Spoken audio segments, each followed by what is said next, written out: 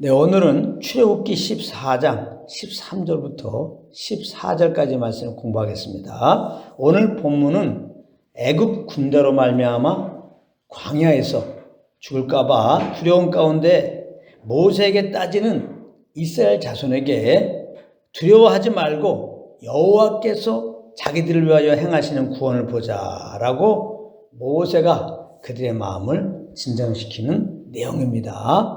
그러면은 13절 14절을 다 같이 한번 읽겠습니다. 시작. 모세가 백성에게 이르되 너희는 두려워하지 말고 가만히 서서 여호와께서 오늘 너희를 위하여 행하시는 구원을 보라. 너희가 오늘 본 애굽 사람을 영원히 다시 보지 아니하리라. 여호와께서 너희를 위하여 싸우시리니 너희는 가만히 있을지니라. 아멘. 여기 보면은 모세가 백성에게 이르되 이렇게 시작하고 있습니다. 모세가 백성에게 이르되, 여기서 말하는 백성은 이스라엘 백성입니다. 그들은 홍해 해변에 장막을 치고 있었는데 바로의 군대가 그들을 잡으려고 뒤따라옴을 보면서 그들은 심히 두려워하여 여호와께 부르짖었습니다. 그리고는 모세에게 몰려와서 온갖 거짓말을 섞어가면서 왜 자기들을 이 광야에서 죽게 하느냐 이렇게 따졌는데요. 그때 모세는 이렇게 대답했습니다. 오늘 본문 말씀인데요. 제가 다시 한번 읽어보겠습니다. 너희는 두려워하지 말고 가만히 서서 여호와께서 오늘 너희를 위하여 행하시는 구원을 보라. 너희가 오늘 본 애굽 사람을 영원히 다시 보지 아니하리라. 여호와께서 너희를 위하여 싸우시리니 너희는 가만히 있을지니라. 이렇게 얘기했습니다. 이 모세의 말을 들어보면 모세는 이스라엘 자손과 큰 차이가 있는 것을 볼 수 있는데요. 그것은 모세의 마음에는 두려움이 없다는 것을 우리는 알 수가 있습니다. 이스라엘 자손 속에는 두려움이 가득했고 모세의 마음속에는 두려움이 없어. 그러니까 모세는 두려워하고 있는 이스라엘 자손을 향하여 두려워 말고 가만히 서서 이렇게 말한 것입니다. 물론 모세는 이스라엘 자손과 똑같은 사람이었습니다. 그렇기 때문에 모세 역시 지금 상황에서 당연히 두려울 수밖에 없었을 것인데 그는 이상하리만큼 두려움이 없었습니다. 우리가 이스라엘 자손이 처한 상황이었다면 우리는 어떻겠습니까? 당연히 우리도 두려워할 수밖에 없는 것입니다. 우리 힘으로 도저히 감당할 수 없는 상황이기 때문입니다. 그런데 모세는 누구나 두려워할 수밖에 없는 이 상황에서 그 마음이 두려움에 빠지지 않았습니다. 그 이유가 무엇인지 아십니까? 그 이유는 하나님의 말씀을 가지고 있었기 때문입니다. 출애굽기 14장 1절에서부터 4절까지 보면은 하나님께서는 모세에게 이런 말씀을 해 주셨습니다. 제가 한번 읽어보겠습니다. 출애굽기 14장 1절부터 4절까지입니다. 여호와께서 모세에게 말씀하여 이르시되 이스라엘 자손에게 명령하여 돌이켜 바다와 믹돌 사이에 비하히롯 앞 곧 바알스본 맞은편 바닷가에 장막을 치게 하라. 한마디로 홍해 바닷가에 장막을 치라 이 말이에요. 바로가 이스라엘 자손에 대하여 말하기를 그들이 그 땅에서 멀리 떠나 광야에 갇힌 바 되었다 하리라. 내가 바로의 마음을 완악하게 한즉 바로가 그들의 뒤를 따르리니 내가 그와 그의 온 군대로 말미암아 영광을 얻어 애굽 사람들이 나를 여호와인 줄 알게 하리라 하심에 무리가 그대로 행하니라. 이렇게 말씀하셨습니다. 하나님은 모세에게 바로와 그의 군대로들로 말미암아 영광을 얻어서 애굽 사람들이 하나님을 여호와인 줄 알게 하시려고 이스라엘 자손을 홍해 해변가에 장막을 치라고 말씀하셨던 것입니다. 그러면 광야에 갇힌 이스라엘 자손을 보고 바로의 마음이 완악하게 되어서 다시 이스라엘 자손을 잡으려고 곧 뒤따라 올 것이라고 말입니다. 이 하나님의 말씀을 듣고 모세는 그 말씀을 마음에 꼭 품게 된 것입니다.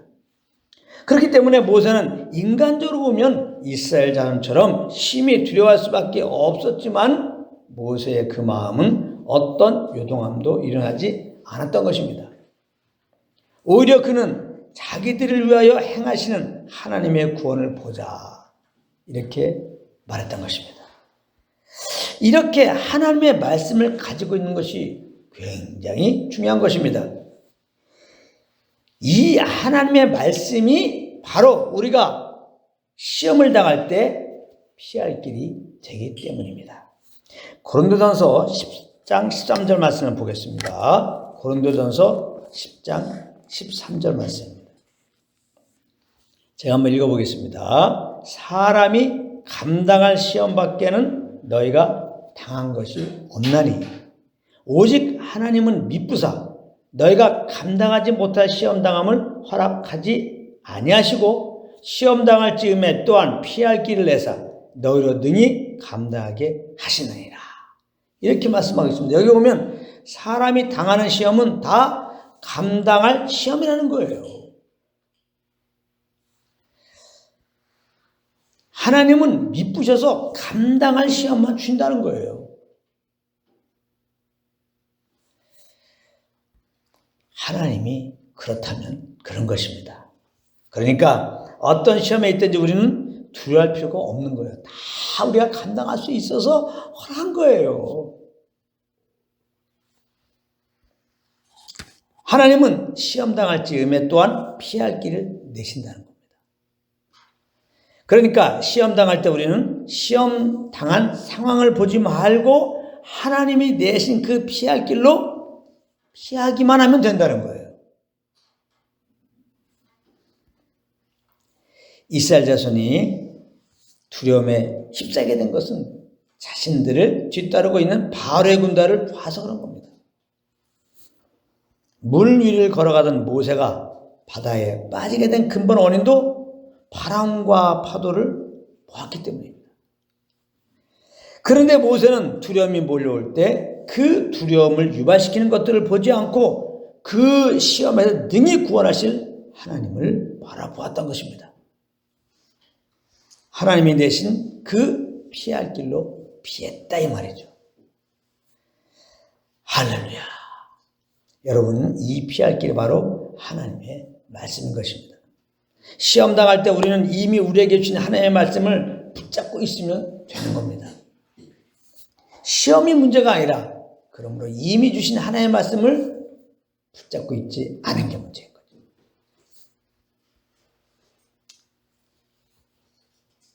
근데 모세는 하나님으로부터 이미 받은 말씀을 붙잡고 있었습니다. 시험이 올 때 더 붙잡고 있었습니다. 그러면 우리가 붙잡고 있는 말씀은 우리의 방패가 되고 위로가 되고 우리의 지혜가 되고 피할 길이 되어서 우리 영혼을 안전한 길로 인도하는 겁니다. 시험이 아무 문제가 안 되는 거예요. 환난이 아무 문제가 안 되는 거예요. 우리가 하나님의 말씀을 꼭 붙잡고 있으면 그 말씀은 모든 시험과 환난에서 우리를 보호하시고 지키시고 마땅히 가야 할 길로 주의 길로 이렇게 우리를 인도하시는 것입니다.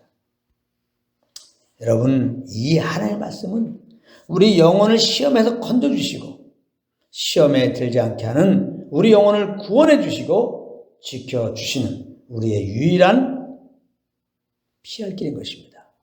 즉 우리 구주 예수님만이 우리의 유일한 피할 길이시다 이 말씀입니다. 하나님의 말씀은 우리 구주 예수에 대한 말씀이기 때문에 그래요.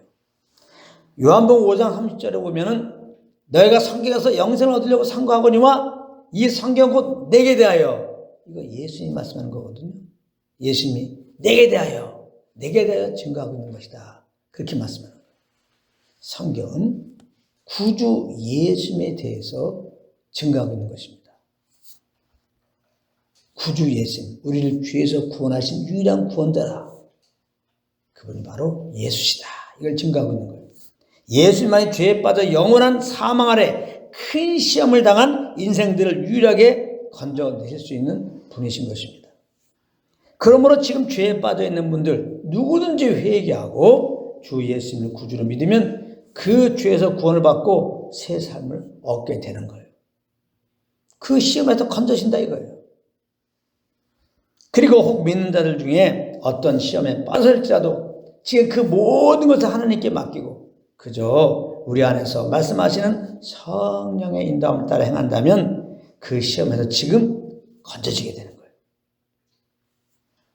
예수님을 믿는 우리들 가운데 성령을 보내셔서 성령으로 우리를 인도하고 계시기 때문인 것입니다. 그래서 믿는 우리들에게는 성령의 인도함 받는 것이 피할 길이에요.